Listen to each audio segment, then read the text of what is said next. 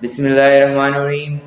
आज हमारे कोर्स की वीडियो नंबर 10 होने जा रही है और उससे पहले मैं उम्मीद करता हूँ कि आप सारे खैरियत से होंगे। और अगर मेरे चैनल पे न्यू हैं तो मेरे चैनल को लाइक, शेयर एंड सब्सक्राइब कर लीजिए। तो आज की हमारी वीडियो में ऐसा क्या टॉपिक होने वाला है जो हम पढ़ने जा रहे हैं। हम आज की इस वीडियो में पढ़ने जा रहे हैं कि freed market and rate analysis क्या होता है। और आखिर में, इस वीडियो के आखिर में, हम आपसे डिस्कस करेंगे कि जो डिस्पैचर जाते हैं एज अ बिगनर, वो क्या मिस्टेक करते हैं जिसकी वजह से वो इस फील्ड में कामयाब नहीं हो सकते।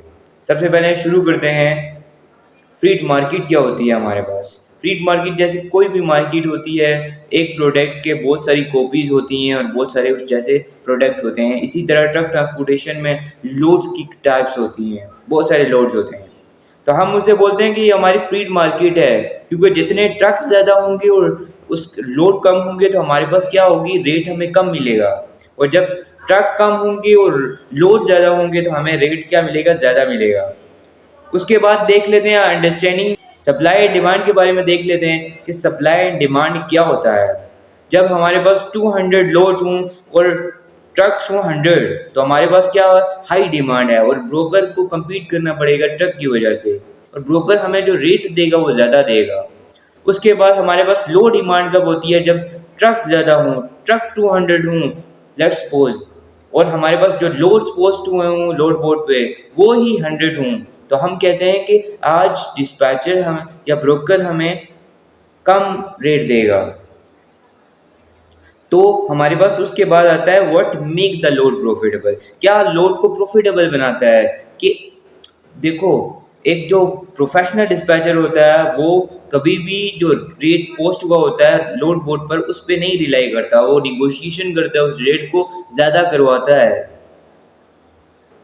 तो वो क्या देखता है, वो आरपीएम देखता है अपनी, कि रेट पर माइल कितना दे रहा है मुझे, डेड हेड माइल्स कितने पड़ रहे हैं मुझे, जो डिलीवरी जहाँ करने जा रहे हैं क्या वो मार्केट रिलोड मार्केट है या नहीं है, क्या वहाँ से लोड अपॉर्चुनिटीज मिलने के चांसेस ज़्यादा है या नहीं है। ये सारी चीज़ें एक प्रोफेशनल डिस्पैचर अपनी इस जर्नी में सीखता है और ये सारी चीज़ें उसके जहन में होती हैं। उसके बाद रेट पर माइल के बारे में देखने जा रहे हैं कि हम रेट पर माइल क्या होता है हमारे पास। रेट पर माइल होता है कि एक माइल के बदले में वो हमें कितने डॉलर दे रहा है। लेट्स सपोज हमारे पास $780 हमें एक जो ब्रोकर है वो दे रहा है, 780 माइल्स दे रहा है, और उसका जो हमें रेट दे रहा है वो $2100 दे रहा है। तो हम क्या करेंगे, हम उसका रेट पर माइल चेक करेंगे। हम उसका रेट पर माइल कैसे चेक करेंगे, हमारे लेट्स सपोज हमारे पास 20 डेड हेड माइल्स हैं, तो हम 780 में प्लस करेंगे 20, तो 800 माइल्स। तो जो हमारे पास $2100 होंगे डिवाइड करेंगे 800 माइल के साथ, सही है, हमारे पास रेट पर माइल आ जाएगा। उसके बाद हम देख लेते हैं डेड हेड माइल्स क्या इंपॉर्टेंट होते हैं इस फील्ड में या नहीं है। ये डेड हेड माइल्स एक इम्पोर्टेंट चीज़ है इस फील्ड में, और वो इम्पोर्टेंट कैसे है हम देख लेते हैं। क्योंकि डेड हेड माइल जितना ज़्यादा होंगे उतना आपकी जो अर्निंग है या आपका रेवेन्यू जो जनरेट हो रहा है वो कम होगा। इसलिए एक professional dispatcher dead head miles को हमेशा अपने कंसीडर करता है, अपने नज़रों के सामने रखता है कि ये डेड हेड माइल्स क्या मुझे ज़्यादा तो नहीं पड़ रहे एक लोड में। उसके बाद फ्यूल कॉस्ट कितनी होती है। एक फ्यूल एक मेजर चीज़ है जो ट्रक डिस्पैचिंग में एक बहुत ही एक्सपेंसिव चीज़ है, एक फ्यूल का खर्चा।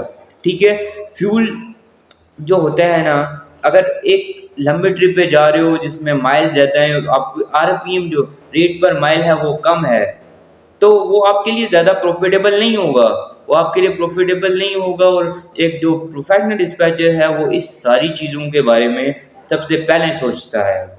उसके बाद हमें कैसे पता चलेगा कि स्ट्रॉन्ग फ्रीड मार्केट है या वीक फ्रीड मार्केट है, हम उसके बारे में एनालिसिस करेंगे। एनालिसिस कैसे करेंगे, स्ट्रॉन्ग फ्रीड मार्केट कुछ मेरे पास हैं, डैलस टेक्सास, दूसरी आती है हमारे पास अटलांटा जिसमें जॉर्जिया में है, और शिकागो जो इलोनियस में है, और होस्टन जो है वो भी टेक्सास में है। ये कुछ स्टेट हैं जो हमें जहाँ पे लोड अपॉर्चुनिटीज कुछ ज़्यादा होती हैं बाकी स्टेट की निस्बत। ठीक है, हमारे पास सीजनल फ्रेट ट्रेंड्स क्या होते हैं, हमें सीजन को भी समझना होगा। जिस सीजन में फार्मिंग रीजन हो, जो फार्मिंग रीजन हो, वहाँ पे जो रेफ्रिजरेटर ट्रक हैं वो ज़्यादा रिक्वायर्ड होते हैं दूसरी ट्रक की निस्बत।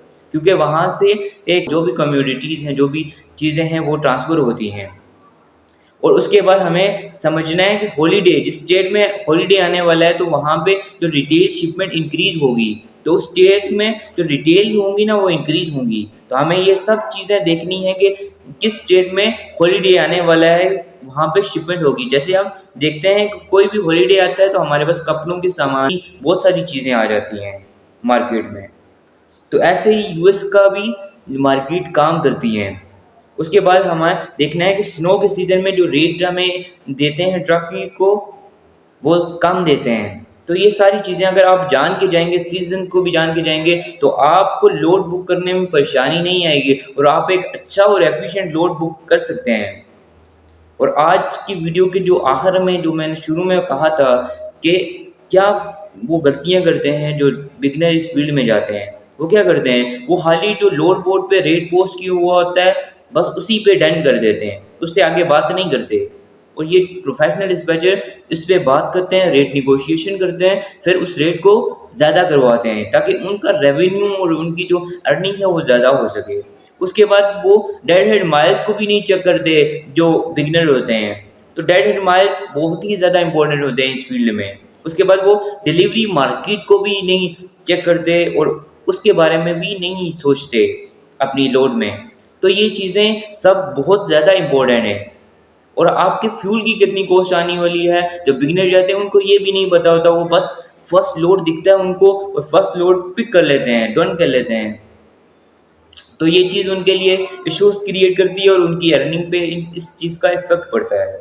तो आज की वीडियो का जो लेसन था वो हम सीख चुके हैं। और अगर आप ये चाहते हैं कि ये वीडियो अगले दोस्तों तक और आपके अगले रिलेटिव्स तक भी फॉरवर्ड हो जाए तो इस वीडियो को शेयर कर दीजिएगा। और अगर इस वीडियो में या हमारे चैनल में कोई भी इम्प्रूवमेंट चाहते हैं या कोई भी सजेशन देना चाहते हैं तो कमेंट कीजिए हमें नीचे। और मिलते हैं अपनी अगली वीडियो में एक नए टॉपिक के साथ।